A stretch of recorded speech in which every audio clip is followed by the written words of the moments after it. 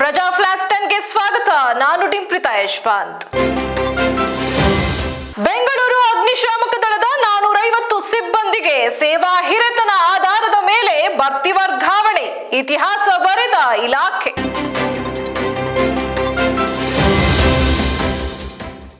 ಸಂತ್ರಸ್ತೆಯನ್ನು ಶಿಕ್ಷಿಸಲು ಯಾವುದೇ ಕಾನೂನು ಇಲ್ಲ.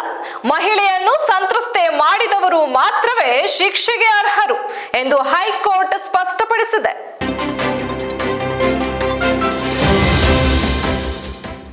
ಹುಣಸೂರು ಮೈಸೂರು ಹೆದ್ದಾರಿಯಲ್ಲಿ ಭಾನುವಾರ ಸರಣಿ ಅಪಘಾತ, 6 ಕಾರುಗಳು ಜಖಂ.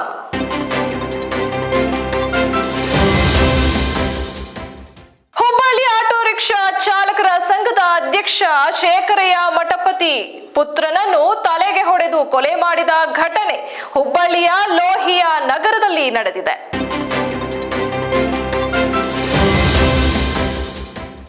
ವಂಚಿಸಿದ್ದಾರೆ ಅಂತ ಮಹಿಳೆಯ ದೂರಿನ ಆಧಾರದ ಮೇಲೆ ಶಿವಮೊಗ್ಗ ಬಿಜೆಪಿ ಜಿಲ್ಲಾ ಪ್ರಧಾನ ಕಾರ್ಯದರ್ಶಿ ಅರುಣ್ ಕುಗ್ವೆ ಅರೆಸ್ಟ್.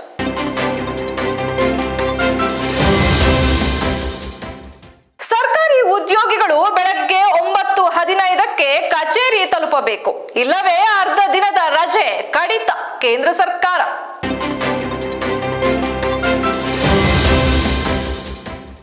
ಸಿದ್ಧಾರ್ಥ್ ಮಲ್ಯ ವೈವಾಹಿಕ ಜೀವನಕ್ಕೆ ಕಾಲಿರಿಸಿದ ವಿಜಯ ಮಲ್ಯ ಪುತ್ರ.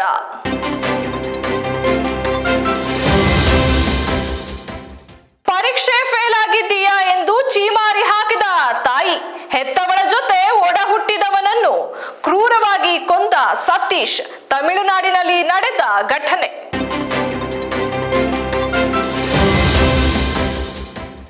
ಕೊಹ್ಲಿಯನ್ನು ತಂಡದಿಂದ ಹೊರಗಿಡಿ, ಕೋಚ್ ಆಗಲು ಗಂಭೀರ್ ಒಡ್ಡಿದ ಷರತ್ತು ಒಪ್ಪಿದ ಬಿಸಿಸಿಐ.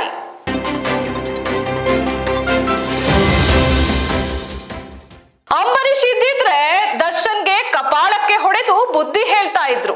ನಿರ್ದೇಶಕ ಓಂ ಪ್ರಕಾಶ್ ರಾವ್ ಆಕ್ರೋಶ.